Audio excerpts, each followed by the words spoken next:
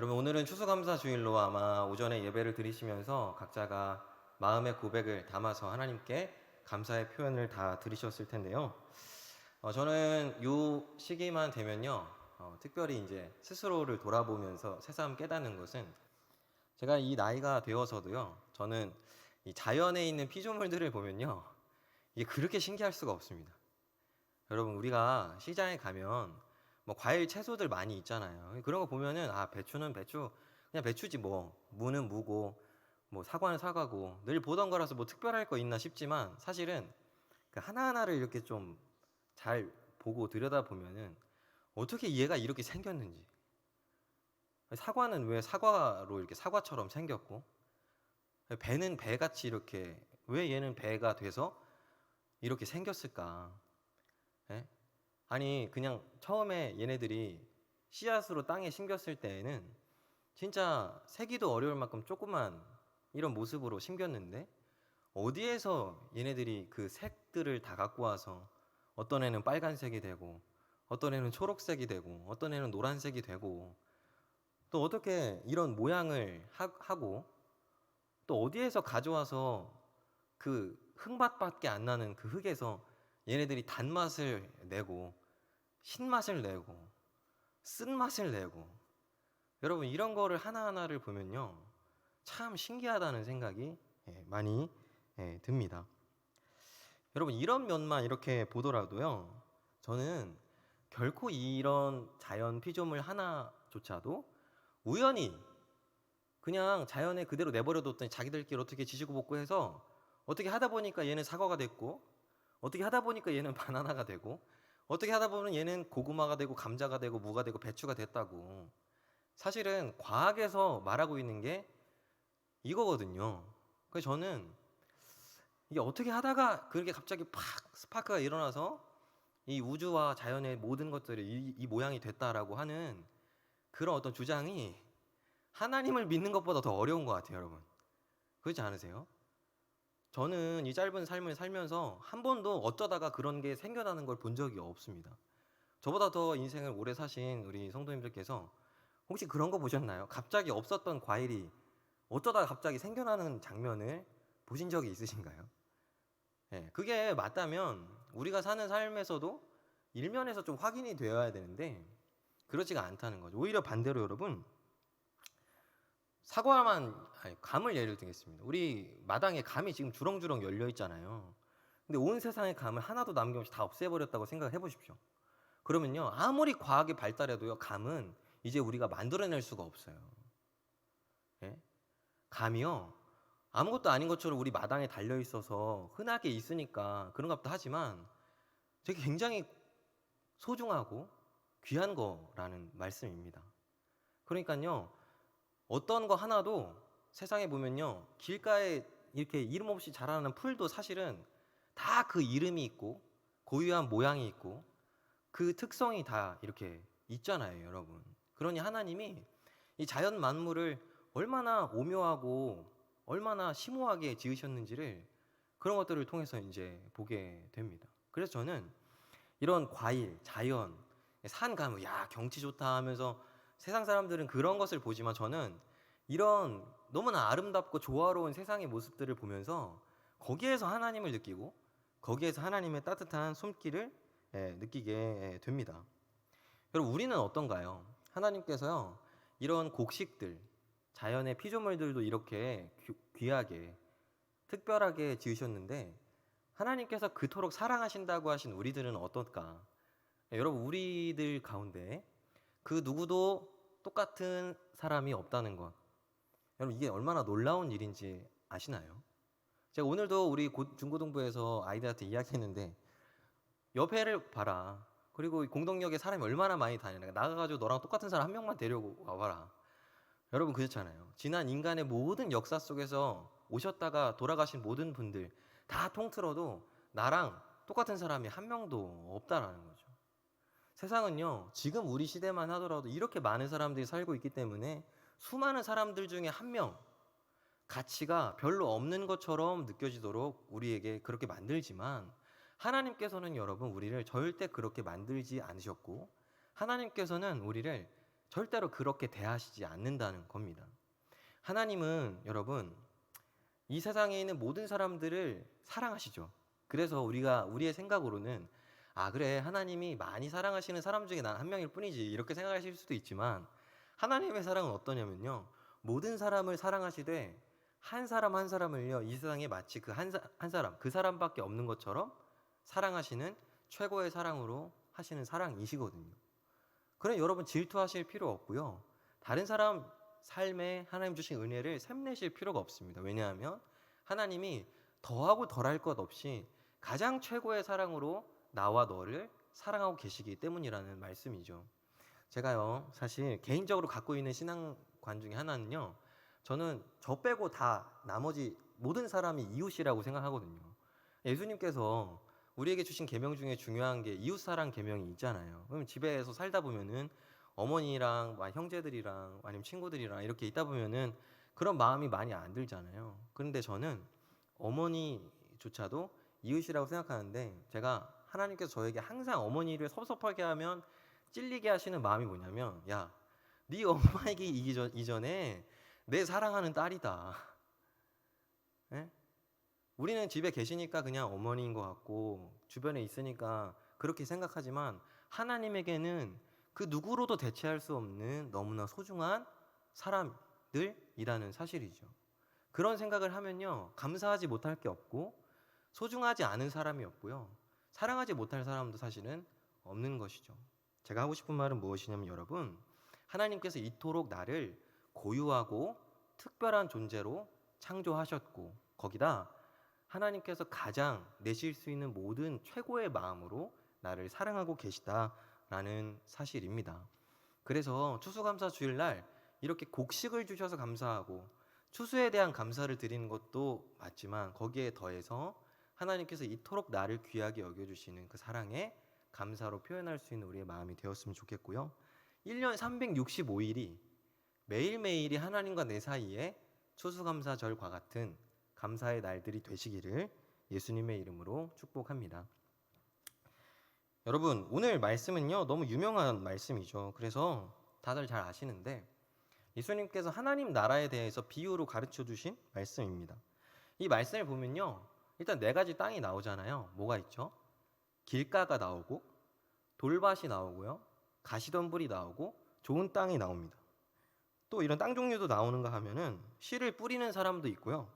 또 뿌려지는 씨도 있고 또 새들 뭐 이런 것도 이렇게 나오고요. 그래서 우리는 이 본문을 볼 때마다 야, 이 단어들이 갖고 있는 의미가 뭔지 막 예수님의 풀이도 찾아보고 그 의미를 새겨보면서 우리의 제일 관심은 그러면 나는 무슨 땅일까? 이 본문을 보면요. 나는 과연 이 네 가지 땅 중에 무슨 땅일까? 이것에 제일 우리의 관심이 사실 있거든요. 근데 우리 주님께서 이 비유를 우리들에게 해주신 이유는 너가 어떤 땅인지 알으라고 하신 게 아니고 하나님의 나라를 가르쳐주기 위해서 이 비유를 하셨다라는 거예요.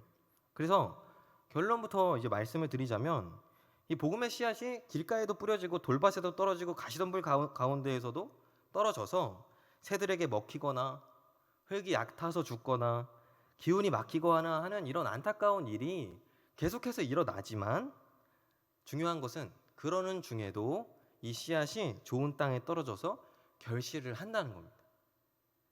이 말씀을 볼 때, 야, 그럼 나머지 세 개 땅에 떨어지면 다 죽는데 나는 그런 거 아니야? 이런 게 아니고요. 그런 여러 가지 안타까운 일들이 일어나는 중에도 이 씨앗이 좋은 땅에 떨어져서 결실한다는 거. 이 한 땅에 떨어져서 결실하는 게 작은 것처럼 느껴지지만 아니고 이 좋은 땅에 떨어져서 결실하는 이게 가장 중요한 것이다라고 말씀하신다는 거예요. 즉 여러분 모든 어려움, 모든 의심과 염려의 상황 속에서도 하나님의 이 나라가 결실하는 열매와 같이 자라난다. 이것이 여러분 이 말씀에서 가장 중요한 메시지입니다. 그런데 여러분 이 하나님의 나라는요, 이 씨앗이 땅에 떨어지는 거, 그러니까 한 씨앗이 좋은 땅에 떨어지면 하나만 나는 게 아니라 뭐라고 하셨죠? 100배, 60배, 30배 라고 여러분 표현했지만요, 그냥 100배 정도 자라나 보다, 그 정도로 그냥 풍성해지는구나, 이게 아니고요. 예수님의 표현은 뭐냐면 무한대라는 거예요. 무한대. 그 씨앗 하나가 좋은 땅에 떨어져서 결실하는 이 하나님의 나라는요, 하나가 떨어져서 하나가 나오는 게 아니라 100배만 나오는 게 아니라 무한대로 팽창하듯이 자라난다, 결실한다 라는 말씀인 것입니다. 여러분, 오늘 이 비유가 딱 예수님께서 말씀하신 다음에요, 그걸 들은 제자들이 무슨 말인지 못 알아들었잖아요. 그래서 오늘 본문 이후로 물어봐요, 예수님한테. 예수님, 아까 하신 그 말씀 무엇입니까? 물어봤을 때 예수님께서 이 비유의 말씀을 풀어주세요. 네, 나머지 다 좀 생략하고 좋은 땅에 떨어진 풀이만 좀 보면 좋을 것 같습니다. 23절 말씀인데요. 제가 말씀을 23절 말씀에 이제 보시면요, 뭐라고 나오냐면 말씀을 깨닫는 자, 말씀을 듣고 깨닫는 자, 이게 좋은 땅이다, 이렇게 예수님께서 이제 말씀을 하고 계십니다. 그렇다면 여러분, 바로 이 말씀을 듣고 깨닫는 자 안에서 하나님의 나라가 이토록 풍성하게 팽창하듯이 자라난다고 오늘 예수님께서 우리에게 말씀하고 계십니다. 그러니까 쉽게 말하면 말씀을 듣고 깨닫는 사람이 하나님의 나라를 경험하게 된다, 이 말을 우리들에게 하고 계시는 거예요. 근데 여러분, 여기까지 들으면요, 우리에게 어떤 생각이 들면, 이거 뭐 말씀을 듣고 어떻게 깨닫는지가 중요한 거구나 라고 생각하게 되지만, 여기까지가 아니고요, 여기서 한 가지만 더 좀 짚어봐야 됩니다. 그게 뭐냐면, 누가 어떻게 말씀을 깨달을 수가 있는가. 사실 이게 이 본문에서 진짜 중요하거든요. 그러니까 좋은 땅에 떨어진다는 것은 말씀을 듣고 깨닫는 사람에게 하나님의 말씀이 선포되고 떨어진다는 것을 의미하는데, 그렇다면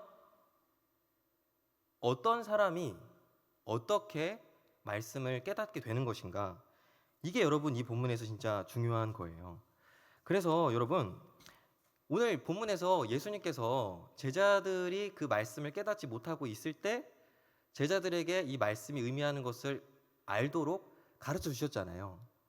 그러니 여러분, 이게 무슨 말이냐면요, 이 말씀을 깨닫도록 도와주시는 분이 계시는데 그분이 바로 예수님이시고, 그래서 결국 이 말은 예수님께서 함께 하시는 사람, 예수님께서 그 안에 계시는 사람이 결국 좋은 땅이고, 그런 사람만이 하나님의 말씀을 깨달아 이토록 풍성한 하나님의 나라 열매를 결실할 수 있다라는 말씀입니다. 예수님께서 너무나 사랑하신 우리 마포교회 성도 여러분, 우리의 삶에요, 우리가 개인적으로도 하나님 말씀을 보고 듣기도 하고, 또 예배에 와서 설교 말씀을 들으면서 하나님의 말씀을 우리들이 듣기도 하는데, 이렇게 교회와 우리들 개인에게 하나님의 복음의 말씀이 선포되고 뿌려지기도 하지만, 그러는 중에 길가와 돌밭과 가시덤불에 떨어지는 그 씨앗들이 죽는 것과 같은 안타깝고 어려운 일들이 우리의 삶에 계속해서 일어난다라는 겁니다. 그러나 중요한 것은 그런 일들에 우리의 시선과 초점이 맞춰져야 되는 것이 아니라, 오히려 그러는 중에도 그 모든 것을 뚫고 하나님의 나라를 결실하도록 하시는 예수님의 은혜를 우리들이 바라보고 사모해야만 한다라는 말씀입니다.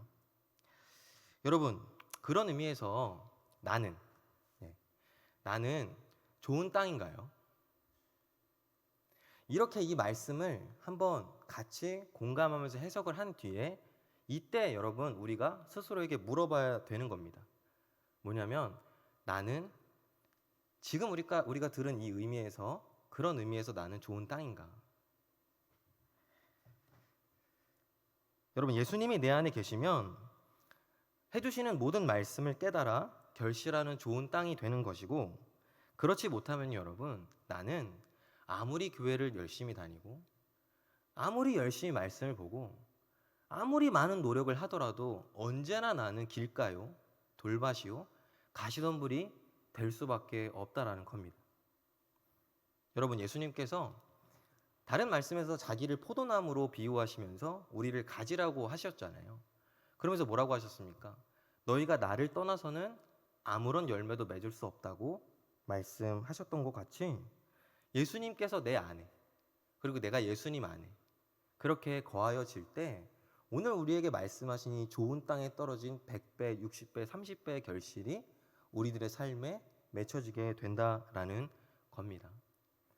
아주 심플하게 한 번만 더 정리하면요. 결국 내 안에 예수님 계신가? 그러면 주시는 그 모든 말씀을 깨달아 나는 결실하는 자요. 하나님의 나라를 누리는 자가 되는 거고요. 그게는 우리 교회 가운데 예수님이 중심에 함께 계시는가? 그럼 이 교회 가운데 선포되어지는 모든 하나님 나라의 씨앗의 말씀들이 떨어지는 곳마다 그렇게 풍성하도록 결실하게 된다는 사실입니다.